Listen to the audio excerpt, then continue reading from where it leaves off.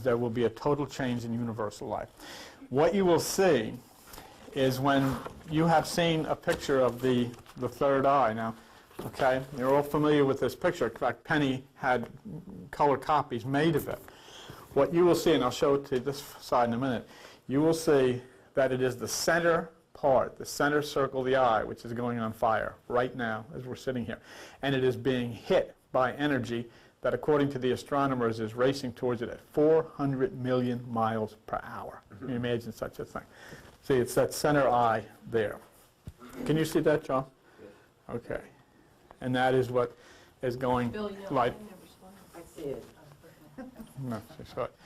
Okay. So, Joan, if you want to give those out, and then we'll refer to these, and you have your documented copy. And if anybody here does not, the lady back, did she get her new... No, the thing. Oh, you didn't. Do you need one? Yeah, I don't know what you're talking about. She needs one. Okay.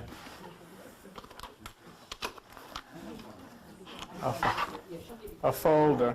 All right.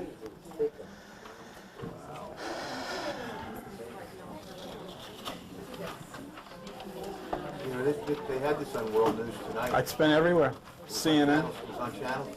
Everywhere. Jennings did a thing on this for like a 30-second thing. But we talked about that here a couple of weeks ago, and like everything else, what we talk about, you know, it just makes the newspapers, and there it is. It's happened. It's happened. And those new satellites, those new telescopes are going to be sending up in the next 10 years are really going to Make Hubble look like Ron.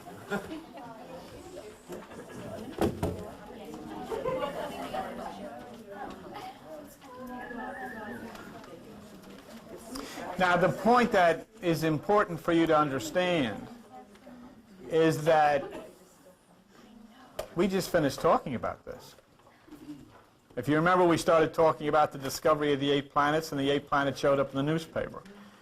We said the next thing should be the explosion of the pineal in the sky, and it showed up in the newspaper.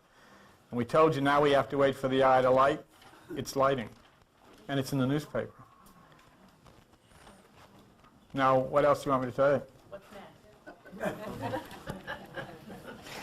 All right, are we ready to turn this on now? It's going? I didn't even say hello. Hello. All right, I didn't say hello, but I'm saying hello now. Now, I am really happy that you're here today to see this and to be a part of this, because in our work we're about to embark on a totally new separation from the earth and from the things that you and I have talked about. The coming light that I've talked to you about over the past several months is no longer a statement that I'm making. It's now a verified scientific fact, and you've got it in your hands. You've got a copy of it in your hands, and it's not from some New Age newspaper. It's from USA Today. Does it make you wonder sometimes that how come we know what, you know, this here? And I think enough things have happened even since the melatonin thing that when we discuss things here, they show up in the newspaper a short time later. So since this is such a critical time, that I wanted to first start this by explaining to you about God. What is God? Where is God? Because you first have to understand about God so you can understand the awesome information that we are about to consume that I'm going to share with you. And you can sit there and say, well, you know, what the heck does he know about God? Because anybody asks me, do you believe in God? And I tell them, nobody's ever told me about God.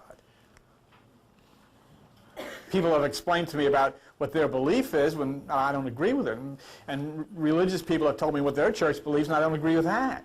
But I've never met anybody who told me about God. So I'm going to tell you. And you have a right to say, well, you know, I don't have to pay attention to him, and you don't.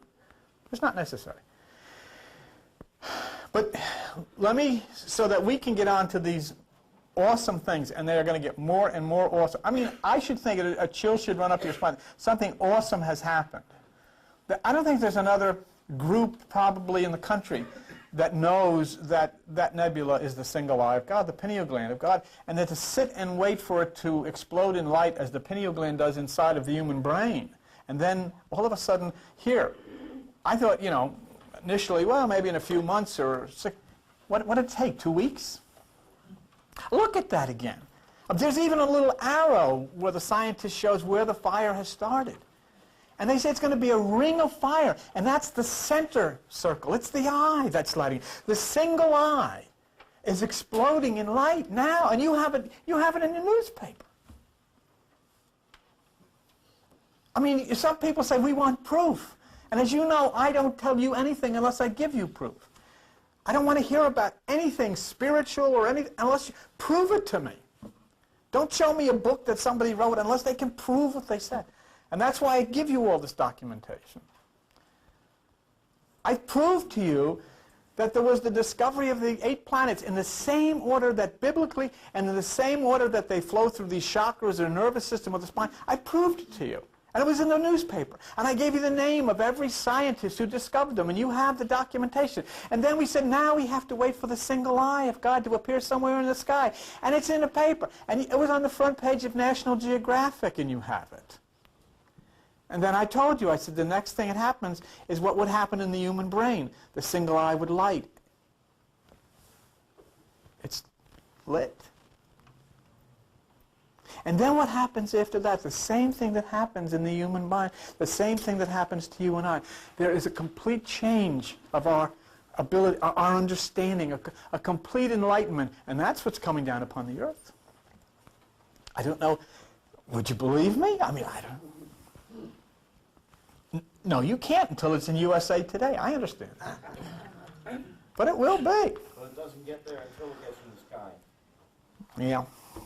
Oh, it's in the sky.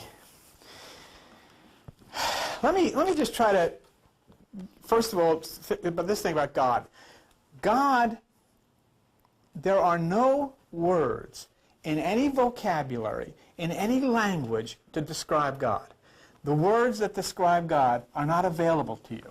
So forget about trying to talk about God. Anybody that tries to talk about God, the words that describe God are not available. Second thing, the human mind and the human brain is not capable in any way, shape, or form of understanding what God is or even conceiving the possibility. So wipe it away. See?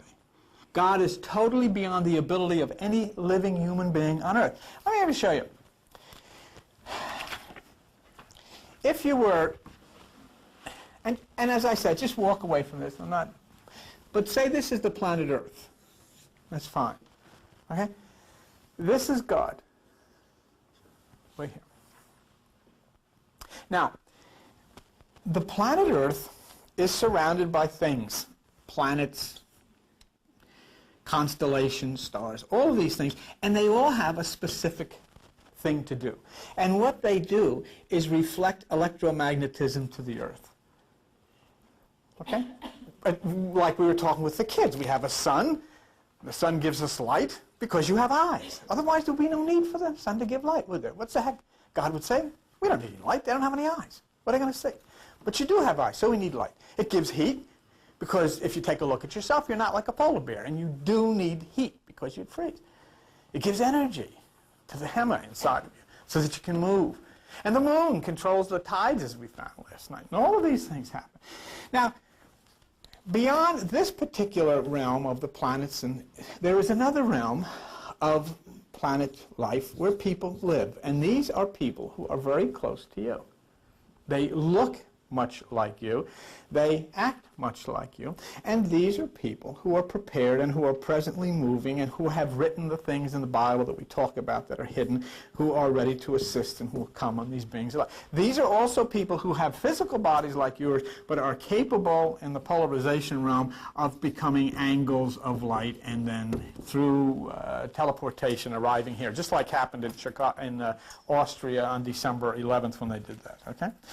To understand this, how it works, let's think of this, if we could. God is like the president.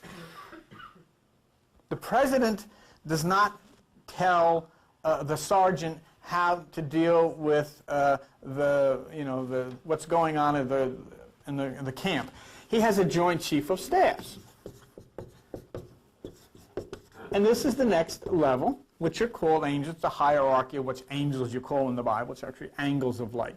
When you get down to the joint chiefs of staff, then you get down to generals, and you go down from generals, you go down to lieutenants and so forth on. And all of these come as angles of light to filter down to those who are directly responsible for the particular planet, such as the planet Earth that we live on. This is how all of this works.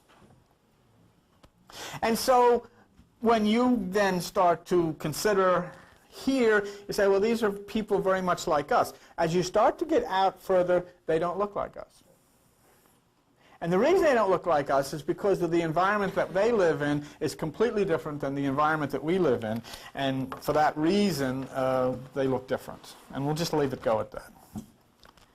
If you, for instance, if you have some problem in your hometown, you don't call up the governor, do you? No. Or you call a councilman or your city council, or you get in touch with the mayor or whatever. And this is exactly the same thing. There's a chain of command, and there's a chain of command. And all this is worked by electromagnetism, how the chain of command sends the messages down through angles of light and so forth until it finally gets down to you. So God is beyond the beyond, closer to us but still beyond the joint chiefs, closer to us but still beyond the generals and all of these things. All photons of light until it works its way down to the planet Earth where you are. And these, even right up to this point, have visited the Earth. Those who are at this level visit the Earth and manifest themselves in human form.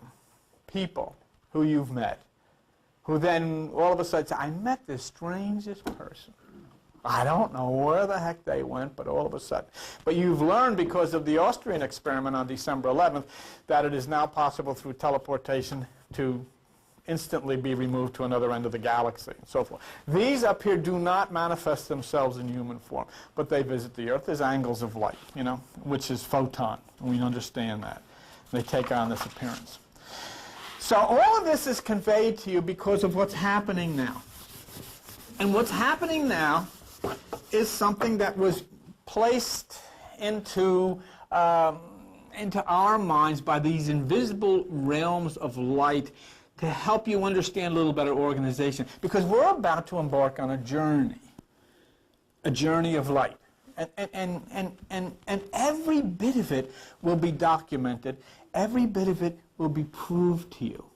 Each of us studied together the discoveries of the planets, which culminated in the discovery of Corona in the Crown, if you remember. And then came Hubble with this supernova, which you have a picture of somewhere in your material, the hourglass, the eye in the sky. And we all agreed together that this certainly looked like the fulfillment of the cosmic Kundalini. You know, basically what the Book of Life is described of in the Bible and what Kundalini is described of in Hinduism is that there is an energy which moves through 7 chakras or nerve centers or whatever you want to call it, which impacts the pineal gland of the brain, which then lights, throws open the right hemisphere, and you have a complete, you know, new understanding, a new enlightenment, a totally new existence. Well, here we had, if you remember, the discovery of the 7 planets, which started in October 1995. And I know there's some new people here, and I know that you might not quite understand what I'm talking about, and I will be glad to spend time with you. You know, and you just arrange it with Joan, and we'll spend time together, and we'll go over all of this stuff if you're interested in it, okay? But let it suffice to say that something strange happened in the universe when scientists starting in Switzerland and Baltimore, Maryland, and San Francisco and all over the country started discovering planets that were never seen before. And the planets lined up biblically with Scripture, so something was very strange. It was a very strange connection.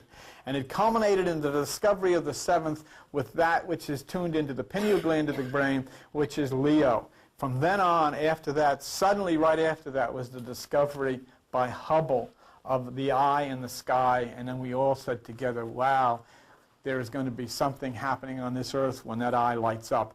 And now you have in your possession the documentation that the eye has lit up. When Joan and I got to Sacramento, we were in the Hilton Hotel. We turned on the television, and I went into shock because a fellow by the name of Robert Kirchner was on television. And Robert Kirchner is an astronomer and with NASA or whoever he's with. And he reported about this that you have in your hand. And this is what he said. He showed the same Hubble picture that you have of, you know, of the eye. And then he said a bright spot is forming in the inner right of the middle eye. And Kirchner said the eye is exploding in fire, and something is coming to the inner ring at 400 million miles per hour. Okay? Now remember what I talked to you about before of those, the Joint Chiefs and all the big hot shots that are way out here. Okay. Something is coming at 4. He went on to say the nebula is brightening. It is the brightest supernova to be seen in 400 years, and it is getting brighter and brighter. And then Mr. Kirchner said, this is just the beginning. This is the first spark of some stellar fireworks. And he concluded it by saying, scientists can just sit in amazement and awe and wait to see what happens next. Okay? So what are your plans for the future? You might want to reconsider. Because I'll tell you what, and I've told you this, and I promised you I've never told you anything that didn't happen. You know that. And I've never told you anything that I didn't give you documentation. But I am more confident than ever of the very soon impending day when those doors will swing open and they'll stand there and they'll walk right up that and I hope you're here. And how do I know? Well, look at the newspaper. How did I know? How did I know about the eye? How did I know about the planets? Okay? Then the article in USA Today, which you have, showing the inner ring. And the same Robert Kirchner is quoted as saying, we are beginning to see the signature of the collision, the hammer hitting the bell. And I love that part that you have, the article there that says, scientists usually deal with events unfolding over millions of years, said NASA astronomer Ed Wheeler, but this is something we can see happening in our lifetime. And I want you to realize what you're looking at. You come here and you know that everything, I guess the first thing, Albert, is when we were talking about melatonin. Who ever heard of it? Remember, many years ago we were talking about melatonin secreted by the pineal gland. All of a sudden it started showing up in the newspapers, and then it started showing up in stores all over the place. And so we talked about this nebula and the eye lighting and all of this stuff. And you have in your hands the documentation that the light has begun to glow in the single eye of God. Whoa, whoa. Do you hear that? The light has begun to glow in the single eye of God, which means there is going to be an enormous change in the affairs of the earth, in tremendous love, healing, and power. And I had the children last night, and I said to the kids, I want you to understand that. They did understand it, and I said, what is coming down upon this earth now is the most wonderful, wonderful thing you could possibly ever anticipate. What does the scripture say? It says in Matthew 6:22, if your eye be single, your body will fill with light. And now we see, if the eye in the sky is single, the entire universe will fill with light, and that's what's going to happen. Now, the wonder that we looked at several weeks ago. Now, think of something. If I was, when I told you this, you'd say, I understand that. But you can't do that anymore. You can't do that anymore because, where is it? You got it locked in a, but there it is. You can't sit anymore and say, I wonder when this is going to happen, can you? Because there it is. I even made sure that I photographed that the USA Today was there, so you didn't think I'm out of some new age Smoke and Stones book. I mean, there it is. I don't read Smoke and Stones book. Because I don't want to hear that stuff anymore. I want you to prove to me. I'll prove to you. You prove to me. So you've got to say something is going to happen. Something is going to happen. Something is happening in the sky. I don't even use the word universe anymore because it's too new age. I say sky. Something is happening in the sky. What effect is it going to have on you? Tremendous effect. What effect is it going to have on your family, on everything, and everything it is? A tremendous effect. And it's right on schedule. It's right on time. I told you a few weeks ago, what else does God have to do if he puts a picture of his single eye on the front page of National Geographic and nobody pays attention? What in the world is he going to do? So now you have it. And so when we showed you the movement of the seventh, the single eye, the pineal gland, well, haven't we followed the universe in its meditation? What happened? It said in the Bible, the first sign that's going to be seen is, behold, the heavens open, and I saw a white horse. And what happened? In Switzerland, behold, the heavens open, and the astronomers saw for the first time in the history of the world a planet orbiting a sun just like ours in the sign of the white horse, Pegasus. And then the next discovery was in the sign of the Virgin. Curious? And the next discovery by Dr. Marcy was in the sign of Coma, the mother and the child. And the next discovery was in the sign of Cancer, with the brightest stars of the manger and the donkey. And the next discovery was in the sign of the coming one with the sickle, as the book of Revelation said, sink your sickle into the earth, and the sign boots. And the next discovery was in the sign of woman's lib, Andromeda, whose chains are broken asunder to set her free. And the next discovery was in Leo, the Lion of Judah, the pineal gland of the brain, lighting up, pulsating. And we said, now we have seen this happen in these discoveries, everything exactly the way it was laid out by the Greeks in their myths. Now we wait for the single eye, and Hubble turned and said, there it is. And they put it on the front page of National Geographic. And then we said, now the next thing you're going to wait for is for that to light up. And you've got the documentation. It is lighting up. Now, Rich Doppler, who was away, showed us the exact duplicate that the single eye seen by Hubble demonstrates. Go with me now. Very, very important. With the harmony of Apollo. What I'm going to show you is that the people who wrote this through the Greeks knew that knew that the supernova was there. And the geometric pattern of the harmony of Apollo was drawn out, waiting for the time to come that you could see and understand. Now, could you bring that over, please? I would show you the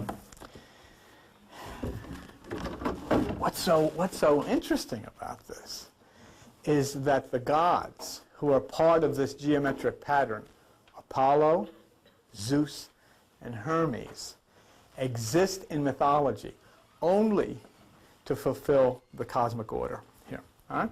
Let me put this down. You know, maybe if you don't have to turn the lights all the way down, just so that I can see what I'm doing here. I wouldn't even turn, that's even a little too much. But let me show you the eye. And as Rich showed us this is the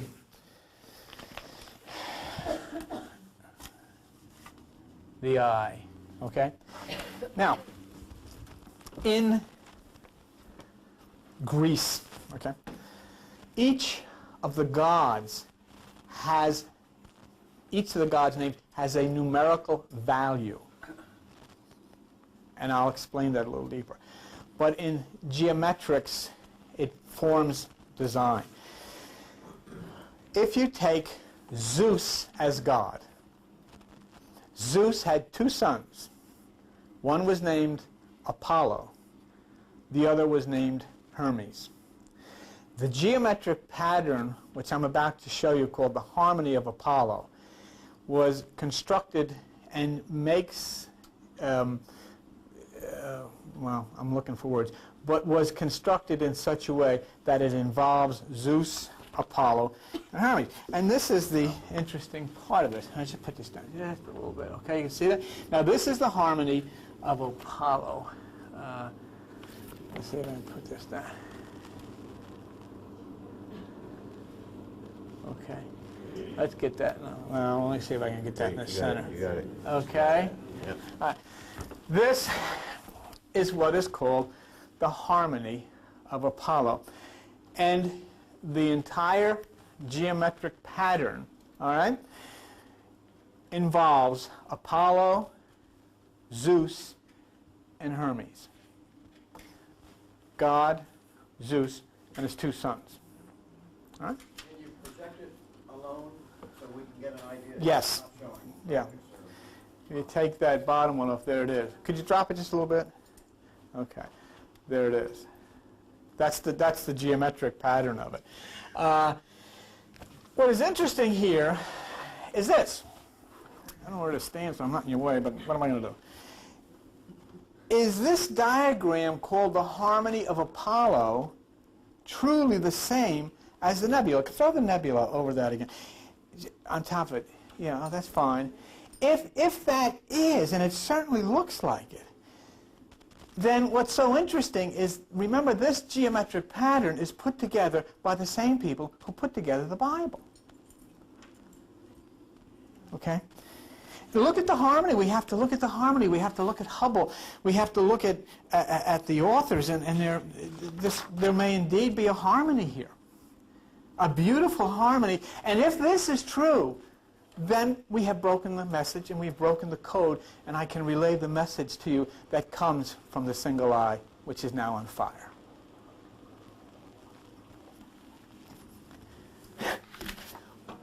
One of the interesting things of this, and I'll show you how this breaks down, but one of the interesting things of this is that, what is this for? And when we think of one of Apollo's sons that makes up this geometry, in other words, the only three people in mythology that you can get into this pattern are Apollo, Hermes, and Zeus. And I'll show you how. But the interesting part of Apollo is Apollo was the one with the lyre, which is the lyra Davidus of the Stedman's Medical Dictionary. And Apollo is the one of the oracle at Delphi. And what I will show to you, and I think it's substantial, is that the oracle at Delphi is the fornex of the brain. There's little doubt. Hermes is very interesting. Because I said, you know, I said that I was sitting at the computer and I was doing something totally different. I'm going to give this to you. I was doing something totally different. You better turn that light up a little loud so that we're on the television's sake, and so you can see that anyhow, can't you? Yeah, okay. So we were doing something, I was doing something totally different, and I said, I'm going to go, Albert, and I said, I'm going to look at see if the Supreme Court has a website, because I check all, I just wanted to see. So I found the Supreme Court's website. And at the very top corner of the Supreme Court website, it says LII Hermes. And I said, oh, uh-oh. And then it says, the Legal Information Institute offers Supreme Court opinions under the auspices of Project Hermes. This collection comprises a mixture of bench opinions from the Supreme Court issued on the day of decision via Project Hermes. Hermes. The eye. The judgment. The judge. And I'll tell you something. The earth that has done what it has done to the poor, to the children, to nature, is not going to pass. And that's why the change will be awesome. And then I found something else. I said, what's Apollo and Hermes? It says asteroids, talked about asteroids. Listen to this. Asteroids continued to be discovered. One asteroid previously unknown passed within 500,000 miles of the Earth in 1989. It was the asteroid Apollo. The closest approach of a large asteroid since that was in 1937, Hermes. Wow. And Hermes discovered something magical that sealed off the outside so that as you go deep within yourself, you are not touched by the stain and the violence of what is outside. He discovered a magical seal. And to this very day, you say things are hermetically sealed, don't you? And the one that stays all by itself, alone, away from the crowd outside, is called Hermit. thank you. And this here is part of the eye. Why don't I bring this up? You just leave it on. It's just, I want to turn the lights up out because I'll give this out to you in a moment. But as we, where'd it go? Well, if that's up there, you can't see it. I thought you were... Yeah, that's fine. Turn it up, put it up there somewhere on the ceiling. So we have. You can do that. Does it go up any higher? No, all right, that's high. That's fine. You can see that. On the sidewalk. Ah, that's fine. No, that's fine. That's fine. That's fine. That's fine. But what I wanted to show you is that if you look at this, which is called harmony, and this is the important part, this is when we come together in meditation to flow in harmony, not with one another, but to flow in a harmony with this light, with this energy, see? And that word harmony has an obvious definition in music. We know about that. All kinds of different instruments, you know, you get tubas, and you get drums, boom, and you get, and all of these things sound terrible, except when they're all together and they're flowing in harmony. And then beautiful things happen, beautiful music happens. When people work together in harmony, things are accomplished. When they work against each other, there is trouble. And it's not called harmony, it's called religion. The harmony of Apollo is geometric harmony, isn't it? Could you imagine that this thing fits perfectly over the single eye that's in the sky now? Well, what is geometrics? Geometrics is the mathematics of the properties, measurements, and relationships of points, lines, angles, and surfaces. I like the definition as it states, geometry is the measurement and relationship of angles, which are angels. So angles of light or angels certainly would be defined via geometry. I think the key word is relationship, dependent on angles. The Bible talks about Christ coming to you, dwelling in you, the relationship between you and an extraterrestrial force is what it's all about. And that's what's described. Now let me show you this so you get an idea of why this is so important. Okay? Man. Why this is so important, I'm sorry for kicking it, but it's just a piece of paper. I don't make it, no. If you look at, can you do me a favor? Can you take the nebula off of there and just leave the, can you see that? You can see, just bring it down a little bit. You can see that, can't you? Yeah. Say yes. Yes. What is that? That's your podium. I know a lot of stuff, but some of the more obvious things throw me, you know. Let me show you how why this is so important. The numbers that relate, or the way the Greeks put this together, is the formula of Apollo, Hermes, and Zeus. Okay? The number 1061, 1061. I sound like Mike Fierro here, but anyhow. The number 1061 is Apollo, which is A to A. All right? Don't ask me. I'm not a geometric, but all you're going to have to, this you're going to have to take on faith. I mean, I don't know, but I mean, it is A to A is 1061. Okay. The number 612, which is B to B, here, is Zeus. The number 353, which is C to C, here, is Hermes. So in other words, this pattern is put together like this, and everything will feed off of 1061, which is Apollo, which will then give a geometric perfection of Hermes and Zeus. So the three would be there. But what's so interesting to me is that these people, this was obviously known and prepared. I mean, there have to be a reason for making this. This would have to fit over something. And thousands of years ago, this was prepared to fit over the supernova 1987A when it was discovered by Hubble. So who are these characters? Apollo and... Yes, sir? The other, Come on up here, because that's, you know, I can't. The other thing about this, Now you're talking already and you can't, nobody can the hear other you. thing that was particularly important about this, especially for the Greeks, is when they first came up with the circle, which was to them was God, and that is this. It's always based on 1, 10, 100, or 1,000, and then God had to create, and to do that, he did this, which was, we call Adam and Eve. There was a duality. So you have unity, then you have duality, then they did this, which is to get the harmony. But this right here, which is called the Bessia Pisces, I forget. It's exactly what it's called. Okay, Bessia Pisces.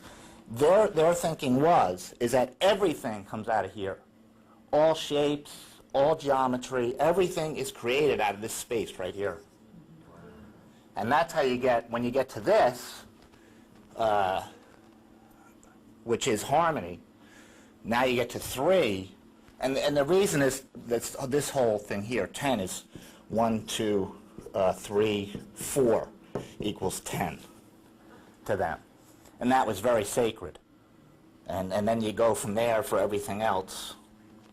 They gave these qualities to numbers, which I don't know, it makes real sense today when you have science, but the real thing that I always got was out of this, everything's created.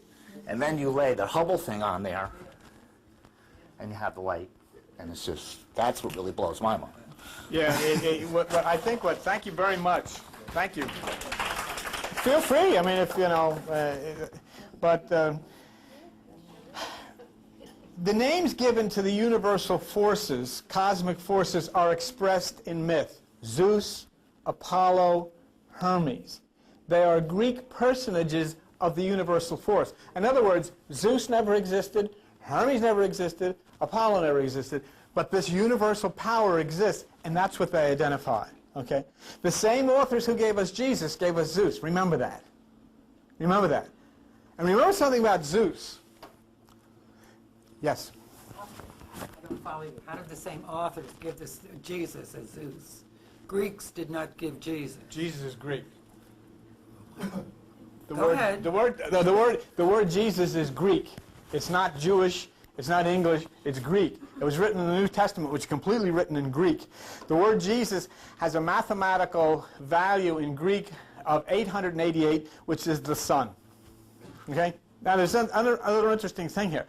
In the book of Revelation, it says that Jesus returns, behold, heaven opened, and I saw a white horse, which would be the white horse Pegasus.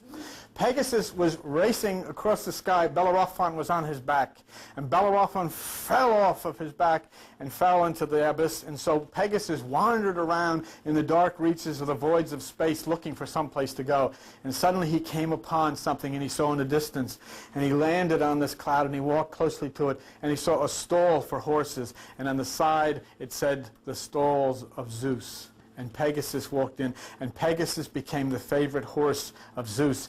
And then Zeus would place all of his lightning bolts in Pegasus' breech there, and when they would go out, Zeus would hurl lightning bolts from the back of Pegasus. Now the Bible says that Jesus returns on a white horse in the sky, which is Pegasus, and it says the Son of Man comes as lightning which flashes from the east to the west, which is Pegasus, which is Jesus, which is Zeus. And they came from the very same people, the very same Greeks who gave us Jesus, gave us Zeus.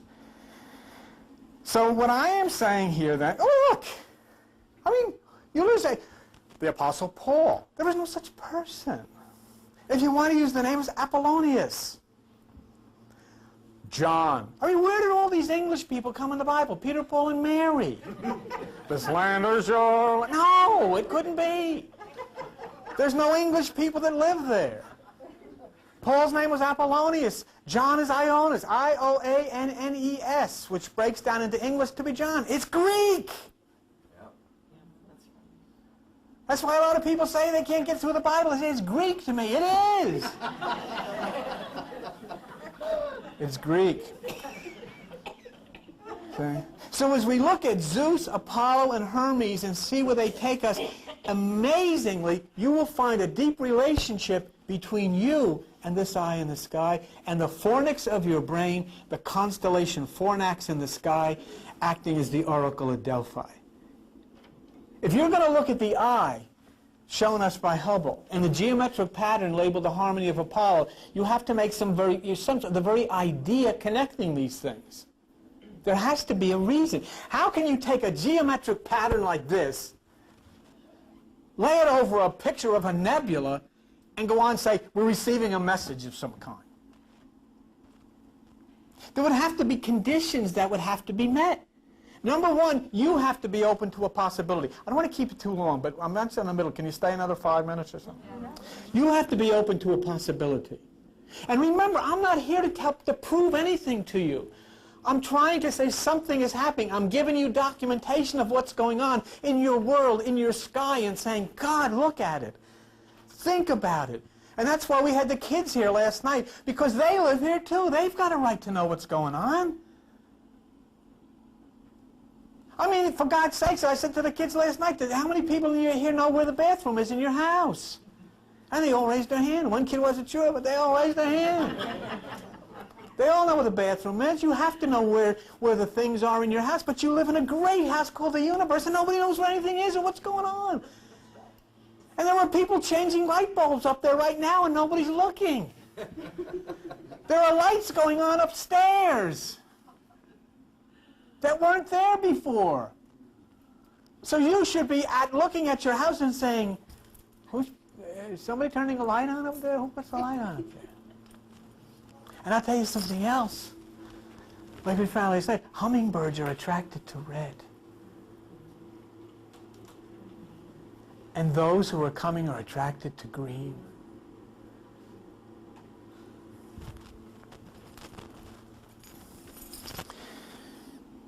So, the nebula, which is the eye in the sky, did that just happen yesterday? It happened 167,000 years ago. To me, that qualifies for eternity. It's always been there. If it has always been there, would it then be reasonable to consider that someone who came before us knew of its existence, and according to the newspaper, 167... Now, the next fact would be, nebula wasn't visible to us. We never knew it was there, did we? Did you see it? Nobody ever saw it. Nobody knew it was there. We had no idea it was there.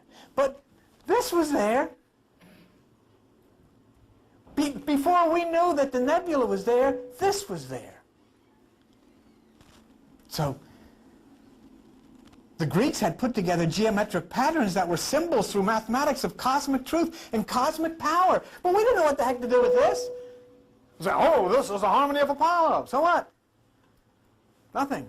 Well, just want to show it to you. Why don't you get the book? And you got the book and you read about it. Wow, that's the harmony of Apollo. What's it do? I don't know. Why is it there? But now all of a sudden, you take the nebula, which is on fire in your sky, and you put it over the top of that and say, oh, that's what this is about. So they actually fit into cosmic patterns, and if the ones who put together the pattern that we're considering knew that we would evolve to a point where we would have Hubble to see this, that we would then receive a message from this pre-existing pattern. And after all, the scripture said the lights be for signs. So here we have an opportunity to place a pattern over the eye and consider there is such a perfect fit. Is it now time to look at what the pattern says and receive a message from the sky? You know that you know that this wouldn't just... I mean, you say, well, who would ever find that? We did, didn't we?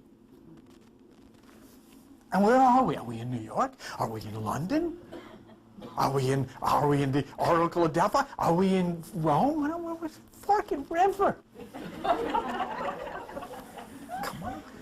But we found it, didn't we? You can't just jump to a conclusion that the pattern fits the eye. You have to find out how the pattern was put together. Now, I'm going to do this with you real quick. We'll run over again, but I don't want you to run out of here without seeing it. And Mike, you're gonna love this. Incidentally, Mike Fiaro is our registered resident numerologist, and just stay with me a couple more minutes, and you're out of here. The Greeks conveyed messages through geometric patterns. They also wrote the New Testament of the Bible. To go deeper into this, there's a book called Jesus Christ, Son of God by David Fiedler.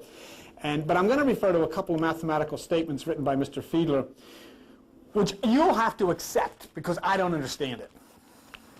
But I don't have to understand it because it works. That's all that I know. Now listen carefully and try to accept this without understanding it. As the geometric patterns were formed, they formed around the fact that the irrational value of root 3 is the controlling ratio of the perfect equilateral triangle. I don't even know what I'm talking about, but let me show you what it is. They're all yelling out, equilateral, you dope. Don't you know that? That's root 3. Now this is what root 3 is. Watch this. Root 3 is 1, this is the part I understand. 1, you want to write this down, 173200508. Okay? So there. All right? All right.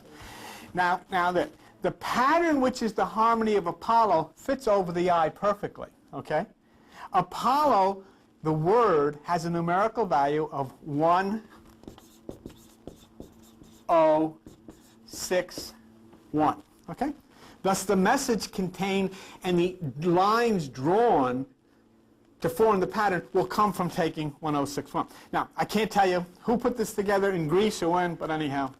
The god Zeus has a numerical value of 612. All right? 612. Okay. And actually it's 612.5674 times 1.73200508 equals 1060.99 equals 1061 Apollo. All right? Okay.